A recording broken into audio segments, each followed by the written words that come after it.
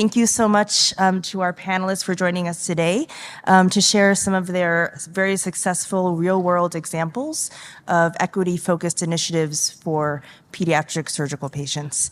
My name is Muriel Cleary. I'm a pediatric surgeon at UMass. I'd like to introduce my co-moderator, Dr. Kevin Mutore, who is a third-year general surgical resident and research fellow at UT Southwestern. And our three panelists, thank you so much for joining us. I'd like to introduce Dr. Erica Newman, Chief of Pediatric Surgery, Associate Professor, and Michael Mulholland Distinguished Professor at C.S. Mott Children's at University of Michigan, Ann Arbor. She'll be speaking about the implementation and creation of a healthcare equity consult service, so supporting patients and families with care concerns that may be affected by bias, inequity, and perceived discrimination. Also joining us is Dr. Jose Diaz-Miron, Assistant Professor of Surgery at the University of Colorado and the Children's Hospital Colorado, who will be sharing his experience creating a language concordant clinic to serve their local Hispanic and Latino community. And our third panelist is Dr. Ian Brown, Associate Professor of Surgery at UC Davis and UC Davis Medical Center, who will be providing an overview of the Wraparound program, which is a hospital-based violence intervention initiative focused on reducing repeat injury and retaliation in young patients. So thank you very much to our panelists. I'll pass it over to Dr. Mutore. Thank you so much, Dr. Cleary. So this will be, the format of this panel will be Q&A. Audience engagement is highly, highly encouraged. If y'all have questions, just step up to the podium. I'll start with our first question. What is the issue your initiative strives to address, and how was it designed? I'll start with Dr. Moran.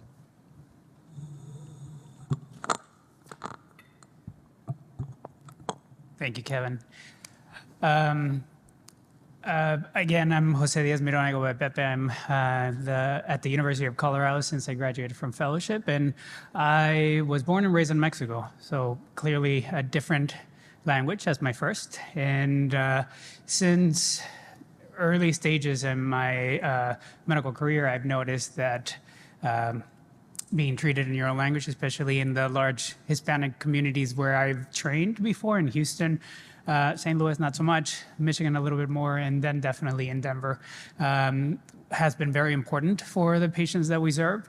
When I was looking at my job in Colorado, I noticed that the Hispanic and Latino population in Colorado, specifically in Denver, was quite large, 22% in the state and about 30% in Denver proper.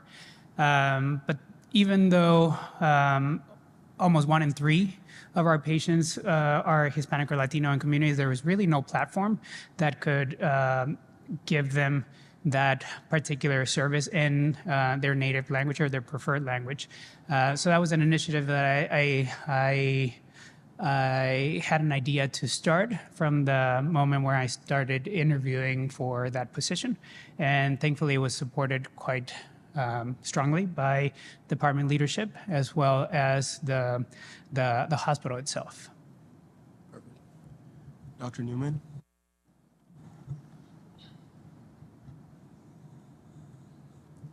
Can you guys hear me? So we, as we know, and the reason we're all here is that, the health equity is a clinical problem. And so we've really tried to align equity and unequal care as a clinical problem in our health system, much like other clinical problems, appendicitis, cholecystitis. And so we put together a service, a clinical service line called the Health Equity Consult Service. And that service is aligned to receive consults and work through providing expert opinions and recommendations in cases where there is presumed or worry of bias, discrimination, unequal treatment, mistreatment in the health system. And so we really think that this is a solutions-based approach to dealing with problems of health inequity at the bedside. as we speak about disparity and health inequity as if these things are happening somehow outside of the hospital and outside of the direct care that we're providing. And so what we are trying to do is align our quest for decreasing disparity and inequity right at the bedside as we are providing care. So we have a few I can share, I'm sure, at some point, but a few examples of how we've been able to be called upon and intervene in real time as things are happening.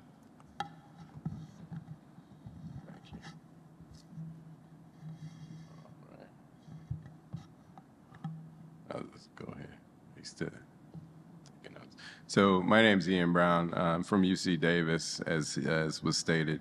And one of the issues that we face is gun violence. And gun violence has an inherent disparity in terms of who it affects, in that there are social determinants of health that cause it to track on the line primarily with Black and brown young people, primarily between the ages of 12 and 39.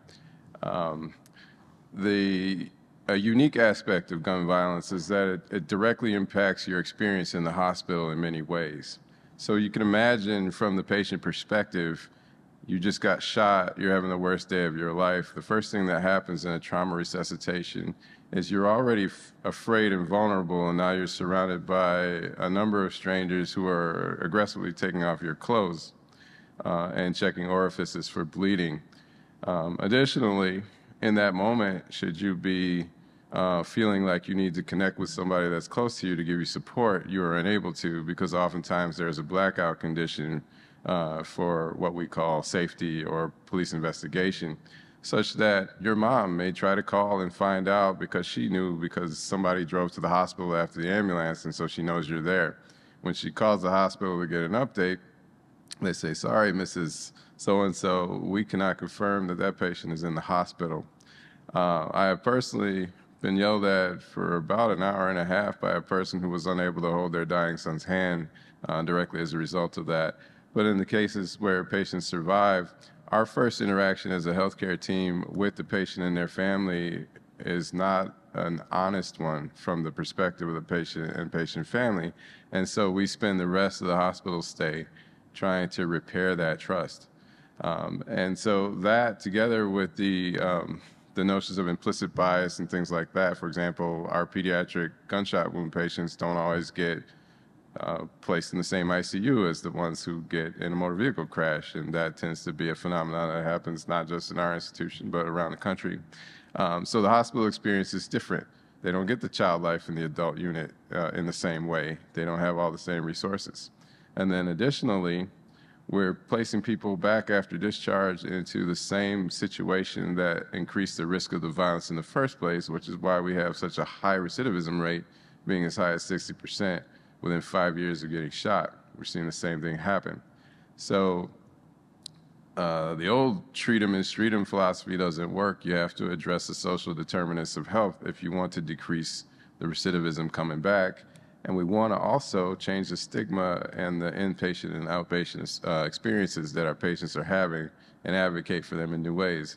And so that's why we instituted a culturally competent, credible messaging-based system where we have people who personally know what it is to live in those social determinant type experiences and who are intimately acquainted with violence personally, who are able to, who are trained and able to help people negotiate the hospital and post-discharge experience and connect them with the naturally existing resources in the community. Because it turns out there are a lot of people in the community who are eager to help, and we just have to connect people with that when we're able to. And that's what our program does. Do we have any questions from the audience at this point? No? Okay, we have a question from our moderator. Go ahead. I was just curious for each of our speakers, the components of the intervention. How did you organize a team? Who were the main players in organizing? And what was like the practical implementation? What did it look like logistically?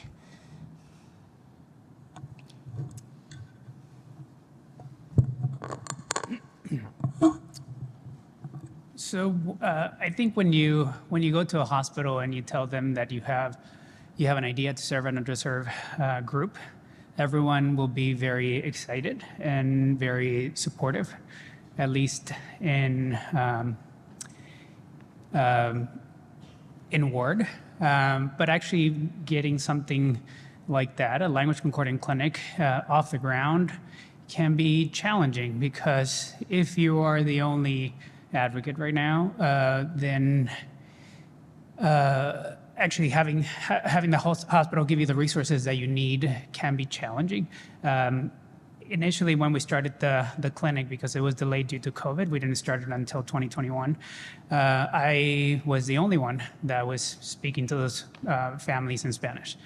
Maybe we had sometimes some of the people that were receiving them at the front desk speaking to them in Spanish, but I still have been the only provider so far, up until recently, that was providing language concordant care. So getting the resources in writing is much more challenging than what you anticipate, because even though, like I said, everyone in theory supports initiatives like this, putting money in initiatives like this can be a challenge. And a case in point is that I've been asking for a nurse that speaks Spanish since we started this clinic, and I still don't have it. So hopefully that can change. Dr. Newman. So I think we were really inspired by, you all may recall, in the midst of COVID, there was this, racial awakening that was happening across America. And a very specific event was the death of Dr. Susan Moore. And if you haven't heard her story, it would definitely be worth just a quick Google and just looking at the video. But Dr. Susan Moore was a physician, a University of Michigan graduate, medical school, and had been admitted to a hospital in Indiana. And she was also a part of a Facebook group of physician moms. I don't know how many of y'all are physician moms out there, but this is a huge group. It's about, more than 70,000 physician moms are on this Facebook page. It's it's actually a really great community. And she was recording and documenting live her experience in this hospital, where her symptoms were not being believed. She was in pain and they weren't listening to her. There was at one point, I think they discharged her, and then she came back. And we were so moved by her story. The group began to call the hospital and so forth. And she died in that Indiana hospital. And some of her last words were, I put forth and I maintain. I'll never forget this. She said, I put forth and I maintain that if I were white, this would not be happening to me. And so we brought that story to some of our executive meetings at Michigan and really wanted to do something to try and understand and learn more about how, at the very least, if patients are being, even the perception of being mistreated and not believed in healthcare settings should really be addressed. And so I think one of the first steps is just, we had several community listening sessions, and patients in the community shared similar stories about their voices not being heard, about their pain not being, adequately treated or monitored, about their symptoms being downplayed, about the mistrust that they had with, coming into our health system. And so we gathered up just a team of people that were really passionate about work in this space. That included social workers, case managers from ministry services across the health system, nurses, physicians, and started to brainstorm this idea of, there's a consult for every other problem, right? What about a team of experts that could help in the moment if patients and or staff are feeling that their voice is not being heard? And so I think it was because we were in this critical time of COVID, post George Floyd, we were able to convince our bosses that this was a meaningful thing for us to look into. Turns out it was very easy for the people that were involved to really volunteer their time. So the physicians and the nurses and the social workers and the people that were involved were not really, were not compensated immediately for this. And we did a few pilot cases. And the story goes on from there. I could talk for hours about this, but eventually we were able to move this into a process similar, very similar to the ethics consult team. And so, now we get a couple, at least, 3 to 5 consults a week sometimes. There are, we're collecting now our qualitative and quantitative data. This will be published so that we can share our experiences with others. I think I'll just share quickly, one of the biggest impacts that we've had is there are committees that form in all of our institutions that make life-saving decisions. They decide if someone's going to get a transplant. They decide if someone's going to get an LVAD for heart failure. And those decisions are being made mostly without any regard to social deprivation, the social aspects of our patients, without any regard for how bias is playing into how patients are presented. And so our third consult was a gentleman who had been denied an LVAD at least 3 times before. He was in the ICU in heart failure, and they had denied him LVAD. And one of his physicians on the palliative care team asked us to take a look at the case. We took a look at the case, and the language was very biased around he would not do well with an LVAD because of all these social reasons. He had left AMA before. His language was flowered because he had been in prison before. He didn't have support at home. There were all these things. And so we got them to view him out of that space, but in a trauma-informed space and in a space from recovery and, and so I get tearful about this because we went to we advocated for him to be represented and asked to be present. And we didn't speak at the meeting. I had my camera off on the Zoom because we didn't want to be, it really is not my area of expertise. I'm a pediatric surgeon. I'm not a heart failure expert, but I wanted them to consider all of these other things. And they did, and they decided to place the LVAD. And so he got the LVAD. A year now later, he's on the transplant list. He's doing well. It's just one story, one patient, but it is a way that, disparities are happening. And so he would have been someone that would have died and been counted as this healthcare disparity in heart failure where Black people die of heart failure. Okay, well, this is a real life example of how we can intervene in real time at the bedside.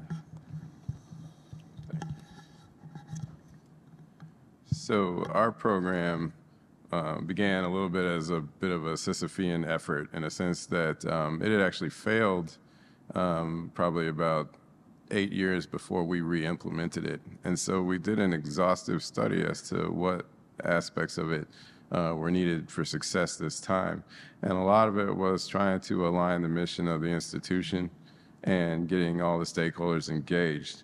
So in the beginning, we built on a foundation of the credible messenger. So we found people that had really strong ties in the community, were deeply rooted in, and could connect us with the people to get us the kind of credibility that we needed when we engaged people that had been violently injured.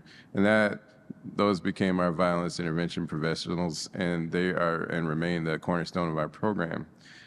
Next, we had to get everybody on board, and I think that there were three things probably that sort of came into being at the same time that gave us the energy to push it over the top. They were all unfortunate events. The first was the unfortunate police shooting of a young man named Stephon Clark in Sacramento, which had a lot of people locally to our institution pretty engaged and a little bit enraged about what happened, and understanding that we needed to do a little bit better in terms of caring for our community, and that got a lot of people interested in really highlighting equity as part of the mission of our health institution. I think the second thing that happened were there were two large mass shootings in downtown Sacramento that really opened up the community's eyes. Unfortunately, with shooting anywhere in the country, it only makes the news depending on the neighborhood that it happens in large part. And so the day-to-day shootings that we treat in most of our institutions, as many of you all well know, nobody ever hears another thing about them. It's just a story that kind of quietly disappears. But the mass shootings downtown get a lot of notice. And so that ends up putting a lot of policy in effect and starts putting forth money, because you have to be able to pay for some sort of intervention that you're trying to do. And so we were fortunate in that some doors open for grant funding. Because when you can pay for yourself, the institution's a lot happier about the program that you built. The last thing that happened was COVID. COVID brought about a lot of economic uncertainty and other uncertainty. And as you might predict, anytime there is uncertainty, the number of guns that are present goes way up, and the number of homicides in the country went up by like 40%, as you might predict. And so people saw that there was a problem, and they knew that they had to throw something at it. So people got behind us, and that's what we did. So we built our program, and logistically, again, it centers on those credible messengers. We also have to do a lot of implementation science. We want to know that what we're doing is working, and we want to give each of our stakeholders sees success in a different way. For some, it's decreased recidivism over 5 years. For some, it's the individual stories that matter the most. For some, it's like, is this working on an economic way? Is it decreasing the number of bounce backs to the ED post-discharge? And actually it's doing all those things. But the way that we know that is that we enlisted some social scientists, PhD professors from the emergency department who really got behind it. And I'm a trauma surgeon, I don't do sociology, but we found people who knew how to do it, and they helped us out quite a bit. And I'd say that's basically how we built it. Thank you. And this question is for Dr. Miron. Can you share an example of how your initiative was implemented so that people can get sort of a better picture of what your program actually looks like? I know we got Dr. Newman and Dr. Brown that kind of explained theirs a little bit. So I guess an example is, let me trace back. So the format of the clinic is just to have a dedicated once a month at our main campus and once a month at our satellite location, where we try to see a large proportion of Spanish-speaking patients. And it's not any specific diagnosis. It's pretty much all comers for pediatric surgery.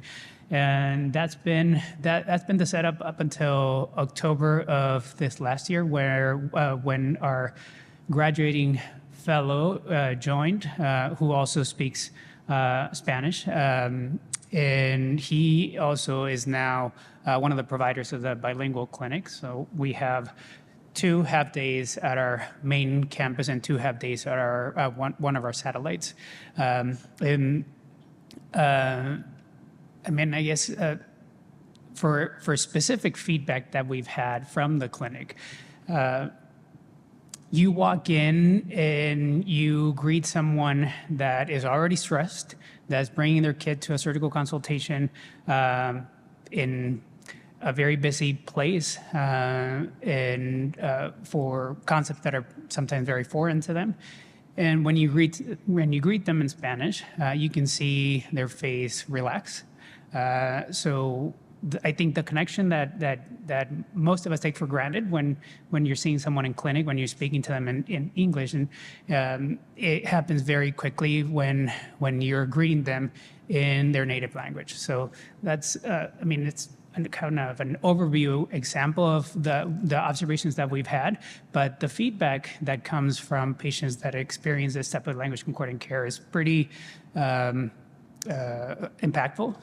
Many of them talk about how much easier this was for them to digest, how much easier it was for them to understand. And people are taking note of it. I mean, over the past couple of months, the 3 of the local channels got wind of what we were doing, and the community, the Denver community, the Colorado community is very interested in highlighting some of the important things that we're trying to address in this clinic. Do we have any questions? Jim Pierce from Central California. So I was wondering if I could pick your brain for help with what I think of as the third language problem, or perhaps the third community problem, or the third county problem. If you look at the needs assessments from the different 10 counties that we serve, you'll see lots of different goals for different communities. And as we start to invest in programs such as building our Spanish and Mixteco, we start to not have as much services for our Punjabi-speaking patients, for our Hmong-speaking patients. And given that there's a finite amount of resources, as you start to devote resources towards equity for one group, it's almost like you're stealing unfairly from another group. So our act to try and create equity is putting at risk for causing another group to become underserved. I was wondering if all 3 of you could give us some advice on that. That's a really systemic issue, because I think that what you say is quite revealing in the sense that it's division, right? Like, it's making you seem like you have to pick. And I think that the problem, I don't think you have to decide on the resources. I think you have to show people that that's what they're doing with the resources, because you have to really address the system head on and take the truth to the power, honestly. And there's no easy way to do that, but you shouldn't be dividing the resources amongst. That's how it's set up, and that's the inherent problem. Go ahead. Yeah, I agree with that, and I understand that sentiment. I think we have to really reframe the mental models around how we define equity. For us, it does not mean treating everyone equally. There's this funny saying that says, it's not pie, right? We're not dividing this equally. It's about treating people justly according to their circumstances, and really holding and anchoring in that. And it's also understanding that this is really complex, right? There's a whole slew of how these of intersectionality that complicates identity groups. And so one of our goals is we take each patient and we try and really peel back all the layers of where we are. It's not their problem. We look at it as our problem as a health system, because we don't understand all those layers of intersectionality. We want to treat everybody equally, and we've not done the work to understand how people should be treated justly according to their circumstances, where social deprivation and social determinants have already done the job before they hit our doors. So we have to take those and peel those layers back. The story that I use that we've used a lot, this, again, developing the mental model, if you take care of kids with fetal alcohol syndrome, right, that's the outcome of what we see. And there is a tendency to blame the mom, or to view those kids and the mom and the family in a way that is never positive, right? But if you start to peel back those layers of, the fetal alcohol syndrome is the result of what has happened to mom before, her work environment, her living environment, her lived experiences, and why is she in that lived experience. Perhaps it's the community in which she was raised. Perhaps it is the, the generational poverty that's been passed down upon her. Perhaps it's the lack of, housing support and transportation and all these other things that are happening. Perhaps it's the lack of, having a two-parent household when dad's not there. And why is dad not there? Because dad's been doing. So anyway, it goes on and on and on. And so we've tried to really bring all of those things into the forefront. They have for years been into the background in how we diagnose and treat. So I do have a question, but I first also wanted to say that I think it's not just speaking Spanish to Spanish-speaking patients, because we do that here in Arizona, but a Dutch girl speaking Spanish to a Spanish speaker is not the same as a native Spanish-speaking person speaking to a Spanish-speaking person. Like, that is huge, and I get that. And I wanted to know how you tell people about this clinic. Like, how is it known that they could, in our system, we're gonna have to click and make that specific click, click, click, click consult to get there? How did you set that up if you did? And then, Eric, I also wanted to just say, it is also your demeanor that is making that consult like so acceptable. So as people consult you guys, they know they're getting this consult team that's calm, is going to come in and take a breath, have everybody kind of listen. And I think that's really, people should take away that it's the style of delivery that you're giving. So my question for you is, how did you get it set up? And my question for you, Erica, is how do you document like what you're recommending? How do you document it? So I'll start by addressing your point first. I understand the concerns for taking away some of these resources for some of these communities, but to me, I think it goes to the root of the problem, right? The root of the problem is that medicine does not, well, the people that are trained in medicine do not reflect the census of the U.S. population. If we had a workforce that mimicked the U.S. census, then I wouldn't be here, right? There wouldn't be a need for me to be here. So I also found out many things about trying to make sure that the clinic was trying to be as equitable as possible. Initially, we wanted to name the clinic the Spanish-speaking clinic, but that seemed to our leadership, that seemed to be exclusive. So we ended up calling it what it is, Clínica de Cirugía Pediátrica. So taking away the exclusiveness, but actually getting our point across by just calling our clinic, but in the language that I'm serving, right? With regards to how are these patients being triaged to the clinic, is they have the option when they call, when they have the referral placed by their PCP, they have the option of going to a clinic where the provider will speak to them in Spanish.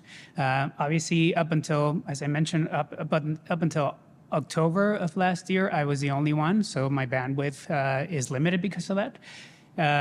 And if someone needed to be seen sooner, even if there was no space in our bilingual clinic, then they could see any of the other partners. So it's not that it's a mandate for patients to be seen in a language concordant fashion. If you need to be seen sooner, then that's a possibility too. And then for questions around, so I will, to your point about demeanor, I think one of the things that we work really hard on is that we work from a space of curiosity.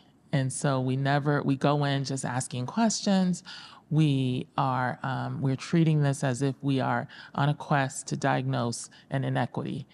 And that's hard sometimes, but we're not diagnosing racism or, we're not accusing. None of us, every one of us have biases that play out in how we doctor. And so we have to be able to discuss them and protect patients from them. The way that we document is that we all celebrated because we got an epic build out for a consult.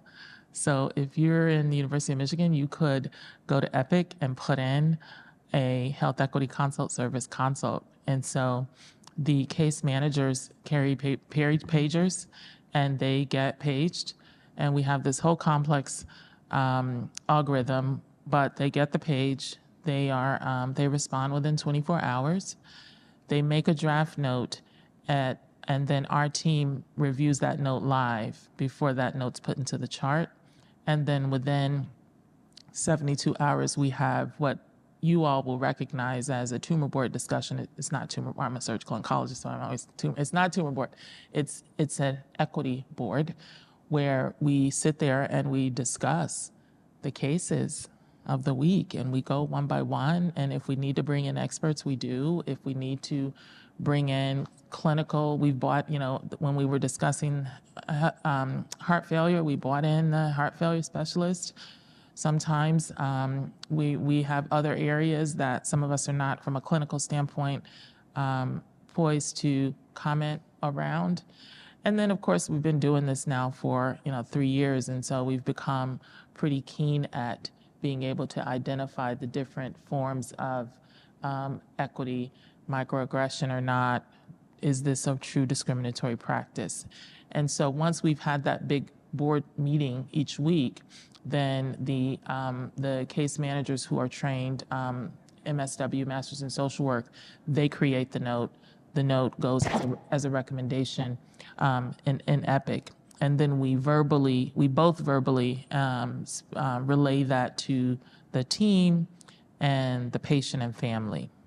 And then we stay on as long as we're needed. Yeah, I just listening to this, it's really inspiring and a powerful story. Just like you said, you think about all the disparities we hear about, and just to be able to hear that one example of that man who got an LVAD who wouldn't have otherwise gotten it.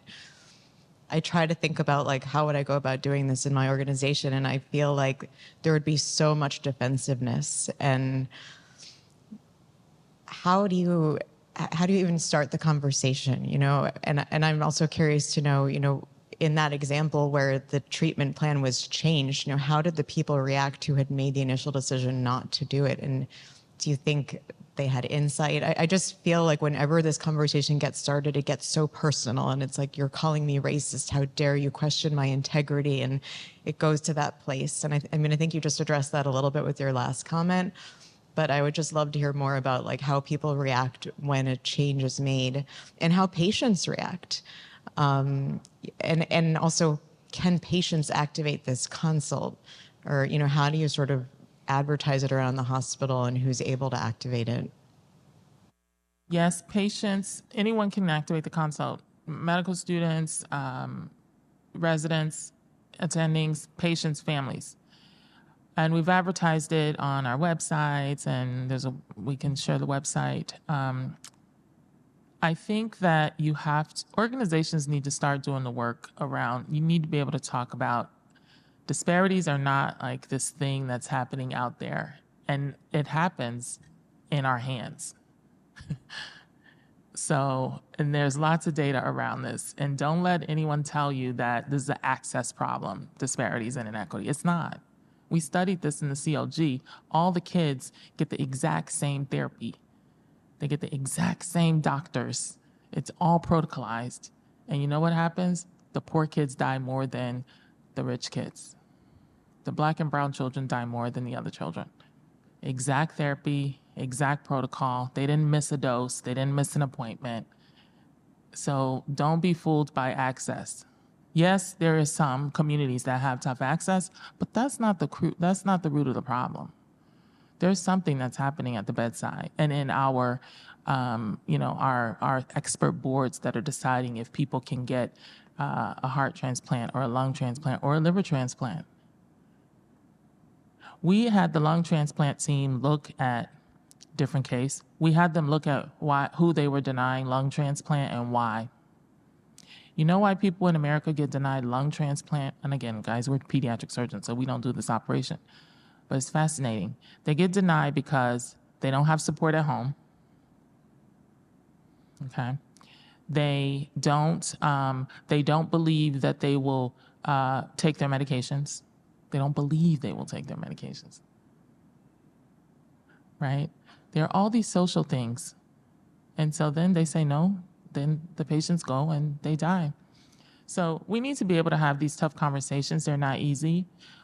I think it might be hard in certain environments, particularly in certain states, to have these conversations. At Michigan, we've been on this journey for a while, so I think we were poised to push ourselves around this. The leaders were, there was some pause, right? So we had to get the lawyers involved, and like the lawyers were like, it's not wrong to ask if there's bias, right? That's all we're doing. So it just takes a couple brave people. I mean, it was literally, I don't know, 4 or 5 of David Brown, who is our, he's our VP for, and runs our Office of Health Equity and Inclusion. He got really fired up around this. And so got a group of us that, I mean, we're persistent. And the key was when we told them, we're not asking y'all for no money to do this. We're going to volunteer and we're going to pilot 10 cases. And so, yeah. Build on that. Yeah, just to build on that really quickly, I would just say, one, I don't want to preach to the choir because I can't change anything if I'm only preaching to the choir. So I like to talk with the numbers to the people who are listening with an open mind. And I think that for us, we were successful because we were able to walk people down a patient experience and show them that, well, we had to stop with their initial notion that they were the hero in the story to everybody. And so we got a lot of young people, I think, at our institution. They started a socially responsible surgeons group and some other things in trauma-informed care. But the thing that makes it work is because they don't start with the assumption that they're the hero in the story all the time. They have to see it from the other perspective. And once you do that, then you're open to all the possibilities that need to be addressed. And then you can have the real conversations, the hard ones that need to happen. I have a question. I'm Jose Salazar from Milwaukee. As Dr. Valun was saying, one thing is to speak the language, and an additional thing is to speak the culture. So I think it's also, as she said, very important to not only speak the language, but have some familiarity with what the family is experiencing. And we have a similar experience to what you're describing, Pepe, where we have a satellite clinic that's language concordant, and we cannot get a nurse. And we're the only satellite surgery clinic without a nurse, which is limiting our ability to grow and give that same experience that the patient would get at main campus.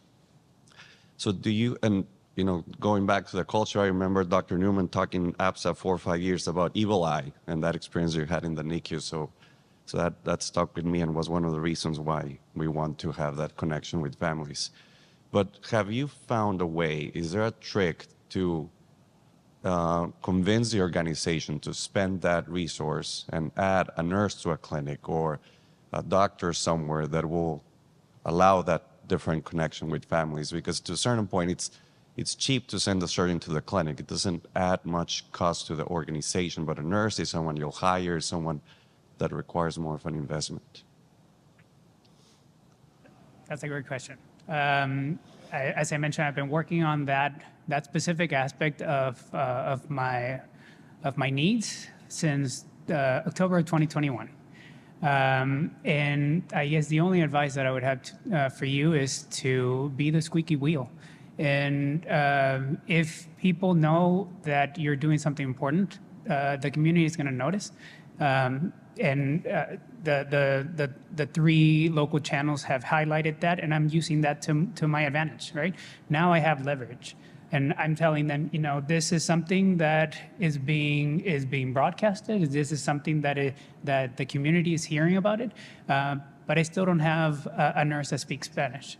So that it's my very powerful leverage right now, but I still am not where I want to be. Thank you so much. We are sadly out of time, but thank you very much to the audience and to our panelists for just a very inspiring discussion. A lot of food for thought and a lot of ideas and inspiration for what we could take back to our own institutions. So thank you, everyone.